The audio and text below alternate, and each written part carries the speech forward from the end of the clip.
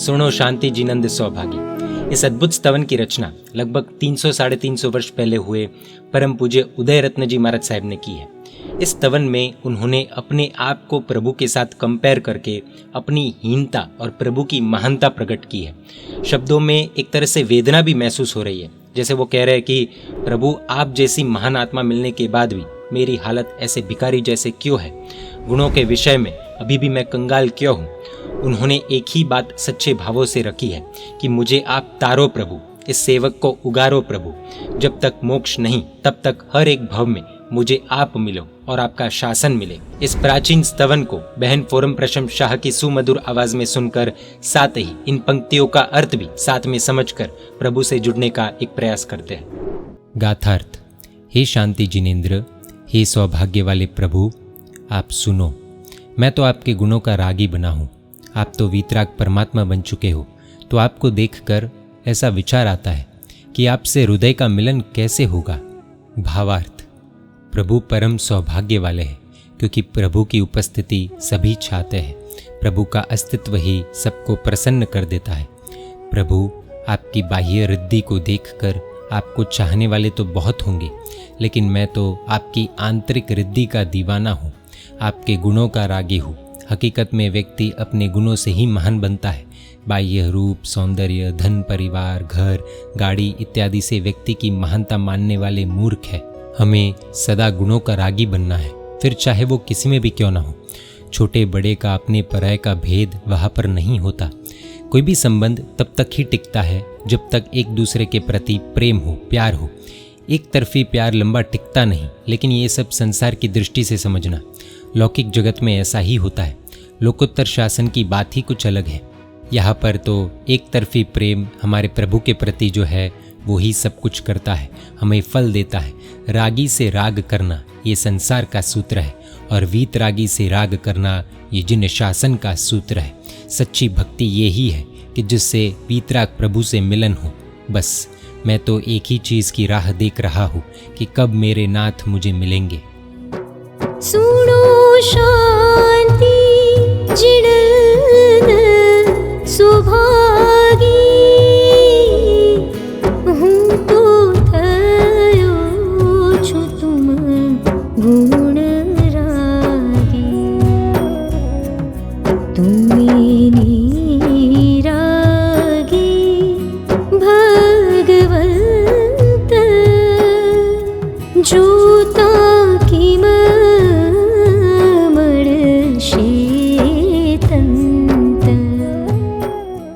गाथार्थ। प्रभु मैं तो क्रोधादि कषायों से भरा हुआ हूँ, और आप तो उपशम रस के समंदर हो। मैं तो अज्ञान से ढका हुआ हूँ, और आप केवल ज्ञान रूपी लक्ष्मी को प्राप्त कर चुके हो। भावार्थ। प्रभु मैं आपका सेवक हूँ या नहीं, इस बात पर भी कभी कभी शंका होती है, क्योंकि मैं चाहता तो हूँ कि आप जैसा बनना है, लेकिन मेरे और आप में ज़मीन आसमान का अंतर दिखता है। कहाँ आपकी महानता और कहाँ मेरी नीचता, कहाँ आपका आदर्श जीवन और कहाँ मेरा अधम जीवन।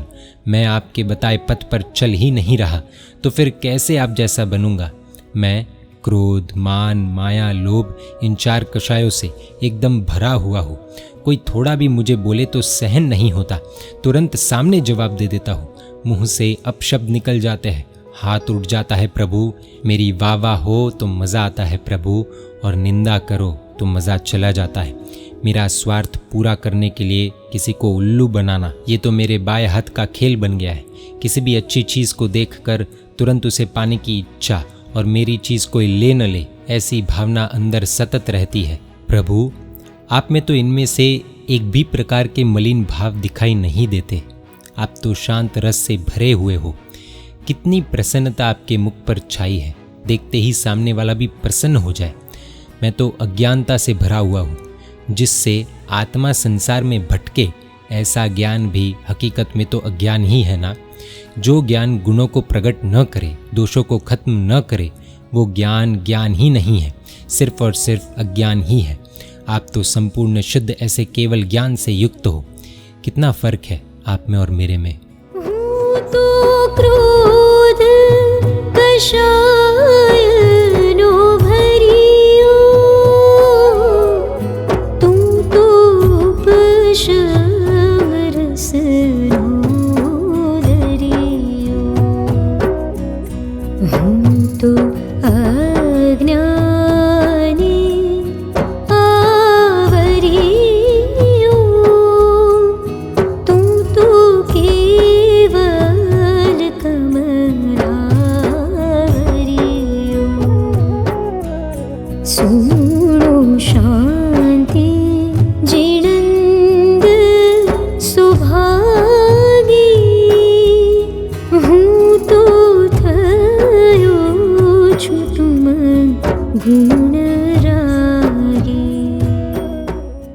गाथार्थ।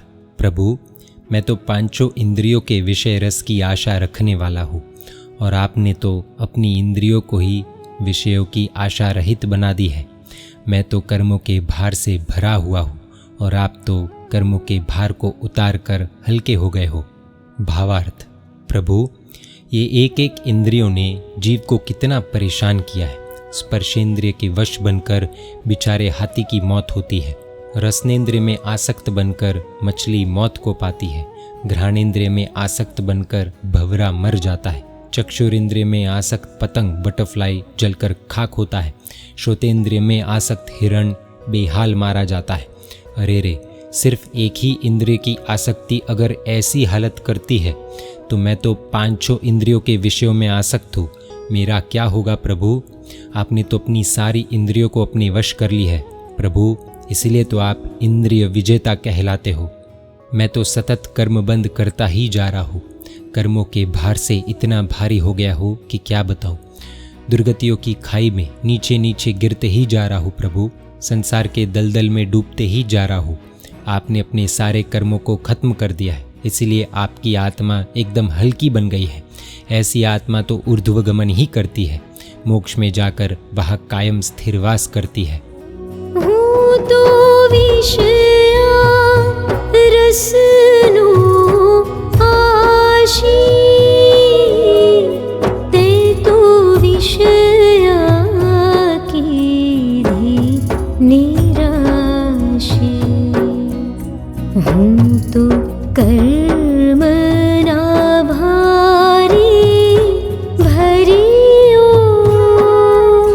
ते तो प्रभु जी भार उतार्यो। सुनो शांति जिणंद सौभागी, हूँ तो थयो छु तुम गुण रागी। गाथार्थ। प्रभु, मैं तो मोह के बंधनों में फंसा हुआ हूँ और आपने तो समर्थ ऐसे मोह को ही खत्म कर दिया है। मैं तो भवसागर में डूबा हुआ हूँ और आप मोक्ष में पहुँच गए हो। भावार्थ। प्रभु, मैं पल पल मोह के इशारों पर नाचता हूँ, मोह की जाल में फंस जाता हूँ। मोह के स्वरूप को पहचानना इतना आसान नहीं है। वो तरह तरह के स्वरूप लेकर आता है, कभी माता पिता के रूप में, कभी पत्नी के रूप में, कभी पुत्र के रूप में, तो कभी मित्र के रूप में। अरे क्या बताऊँ, मोह का असली रूप कौन सा है ये तो ज्ञानी ही जाने। कभी हंसाता है तो कभी रुलाता है, कभी डराता है, कभी रागी बनाता है तो कभी द्वेषी बनाता है। ये सब मोह का तमाशा है। मैं तो उसके सामने हार गया। प्रभु, आपने तो मोह का पर्दाफाश ही कर दिया, बेचारे मोह को ही मारकर भगा दिया। प्रभु, अभी भी मेरे भव भ्रमण का अंत नहीं आया।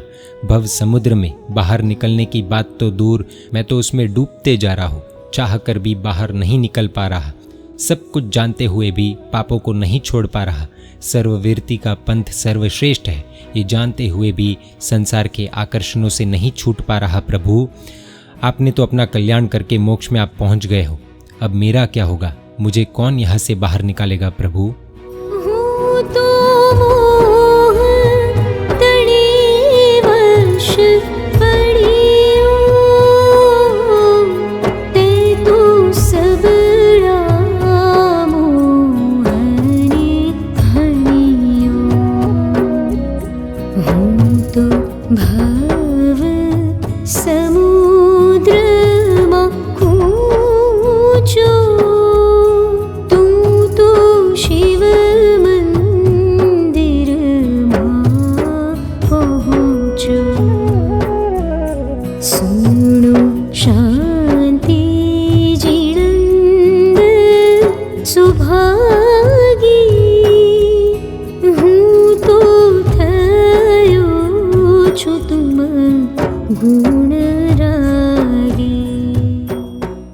गाथार्थ। प्रभु, मैं जन्म मरण से जुड़ा हुआ हूँ और आपने तो उसके साथ संबंध ही तोड़ दिया है। ये राग तो मेरा पीछा ही नहीं छोड़ता और आप तो वीतराग बन गए हो।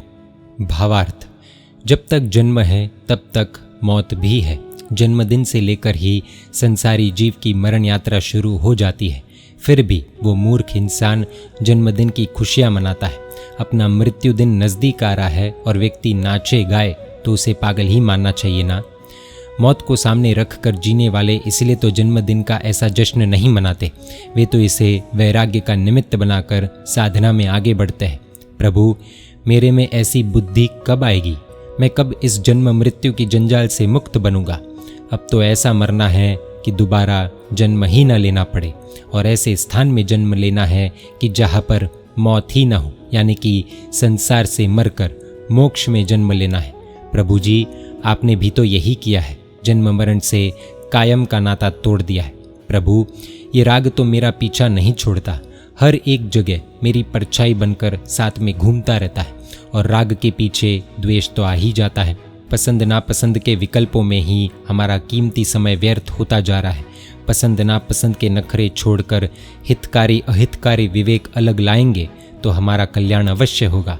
प्रभु, आप तो ऐसी वितराग दशा को प्राप्त कर चुके हो जहाँ ये राग द्वेष कहीं नामो निशान नहीं है, पसंद नापसंद के विकल्प नहीं है, अपने पराय का भेद नहीं है, शत्रु मित्र का भेद नहीं है, मात्र और मात्र संभाव माध्यस्थ भाव है। मारी जन्म मरण नो जोरो ते तो तोड़ो ते हनो दोरो मारो पासो न मेरे राग तमे प्रभु जी थया वीतराग सुनो शांति जिणंद सुभागी हूँ तो थयो छु तुम गुण रागी। गाथार्थ। प्रभु, मुझे माया ने अपना बंधी बना दिया है। आप तो सारे बंधनों को तोड़कर मुक्त बने हो। आपकी ये मुक्त दशा का कभी भी नाश नहीं होने वाला है। मैं तो श्रद्धा से भी कमज़ोर हूँ, अपूर्ण हूँ, और आप तो सर्वरूप से पूर्ण हो। भावार्थ। प्रभु, मैं माया की माया जाल में ऐसा बंध चुका हो, कभी कभी तो मुझे भी पता नहीं चलता कि मैं माया कर रहा हूँ। व्यक्ति स्वार्थ को पूरा करने के लिए माया कपट भी करता है। मन में कुछ और बाहर बोलना या दिखाना कुछ और, इसे माया कहते हैं। अलग अलग जगह अपने अलग अलग रूप दिखाना, ये संसारियों की रीत माया ही है। बेचारा वो अपना असली रूप ही भूल जाता है। प्रभु, आपने तो अपने संपूर्ण स्वरूप को प्रकट कर दिया है, जो ऐसे कोई भी बंधनों से बंधा नहीं है और उसका कभी भी विनाश नहीं होने वाला है। देव गुरु धर्म के ऊपर की श्रद्धा को संकित कहते हैं। प्रभु, मैं श्रद्धा के विषय में भी बहुत पीछे हूँ। छोटी छोटी चीज़ों में मेरी श्रद्धा डगमगा जाती है। कहीं पर थोड़ा बहुत चमत्कार देखकर मैं तो वहाँ भाग जाता हूँ। मैं कभी कभी इतने देव देवियों को आपके समान या आपसे महान मान लेता हूँ कि क्या बताऊँ। ऐसी श्रद्धा क्या काम की प्रभु? आप तो क्षय ज्ञान दर्शन चारित्र आदि गुणों से पूर्ण हो। मनी मायाए मुक्यो पाशी तुम तो निर्बंधन अविनाशी हम तो समकीत थी अधूरो तुम तो सकल पदार्थ पूरो सुनो शांति जिणंद सौभागी हूँ तो थयो छु तुम गुण रागी। गाथार्थ। प्रभु, आपको मेरे जैसे अनेक भक्त होंगे, लेकिन मेरे लिए तो आप एक ही हो। मैं मन से मान को छोड़ता नहीं, आप तो संपूर्ण मान से ही रहित बन गए हो। भावार्थ। प्रभु, मेरे लिए तो आप ही मात्र एक आधार हो, आप ही मेरे नाथ हो। आपके सिवाय मेरा इस दुनिया में कोई नहीं। अगर आप मेरा ध्यान नहीं रखोगे तो कौन रखेगा? आपको तो मेरे जैसे लाखों भक्त मिलेंगे, मेरे एक से आपको कोई फर्क पड़ने वाला नहीं है। लेकिन प्रभु मेरे लिए तो आप ही हो। आपके होने न होने से मुझे तो बहुत फर्क पड़ेगा, इसलिए मेरा साथ कभी भी नहीं छोड़ना। आपके पास पूरी दुनिया आती होगी, लेकिन मेरी पूरी दुनिया तो आप ही हो। मैं तो अहंकार से भरा हुआ हूँ। कोई दो शब्द सुना दे तो मन से डिस्टर्ब हो जाता हूँ। मेरी गलती को कोई दिखाए तो वो मुझसे सहन नहीं होता। प्रभु, आप इतने शक्तिशाली, बुद्धिशाली, पुण्यशाली होते हुए भी आप में अहंकार नहीं दिखता। सच में वही व्यक्ति दुनिया में महान है जिसकी दृष्टि में सभी जीव समान हैं। मारी तू ही प्रभु एक, तारे मुझ सरिखा अनेक। हूँ तो मन थी नमो को मान, तू तो मान रहित भगवान।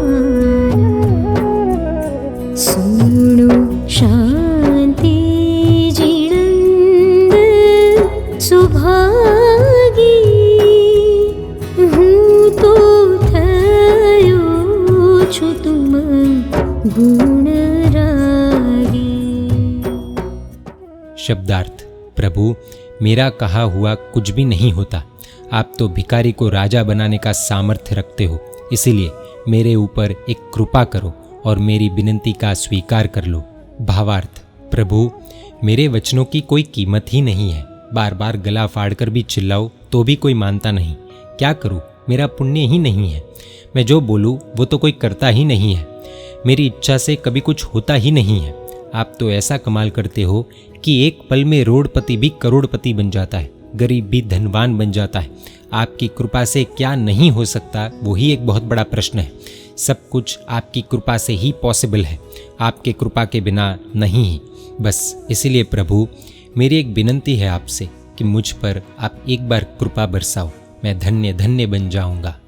मारू की धूप कशु नदी थाय, तुम तो रंग ने करे छे राय।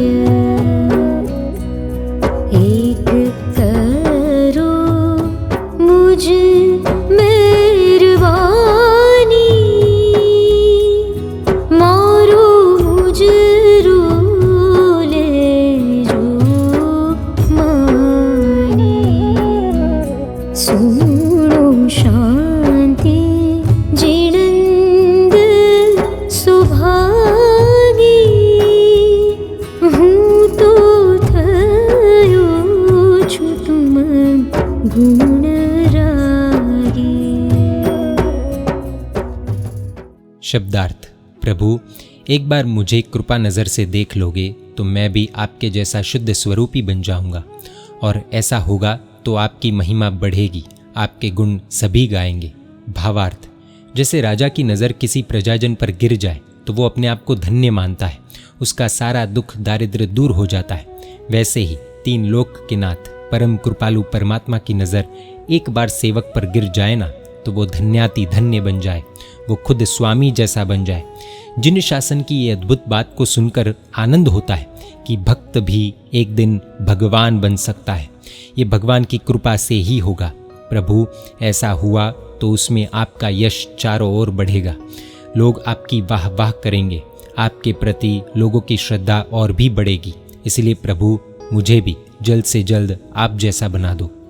एक बार जो नजरे निरखो, तो करो मुझने तुम सरीखो।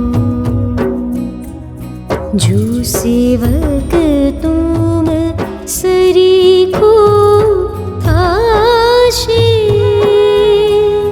तो गुण तमारा गाशे। सुनो शांति जिणंद सुभागी, हूँ तो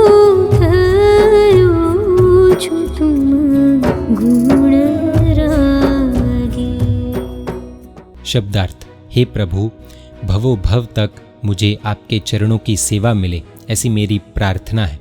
मुझे अपना सेवक मानकर एक बार मेरी ओर आप देखिए, ऐसा परम पूज्य उदय रत्न महाराज साहब कह रहे हैं। भावार्थ।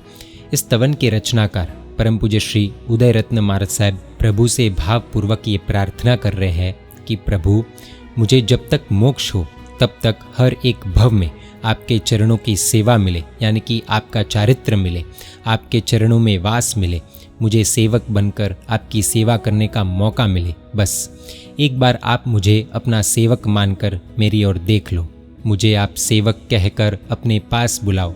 मेरी खुशी की कोई सीमा नहीं होगी, मेरे आनंद का कोई पार नहीं होगा। मेरी भाव भरी विनंती का आप स्वीकार करना, मेरी इतनी इच्छा को आप पूरी करना प्रभु। भवो भव तुम चरणोनि सेवा,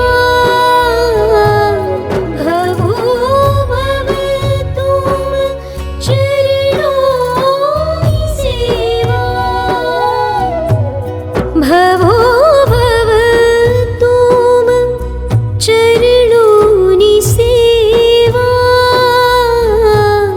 हूँ तो मांगू छु देवाधिदेवा,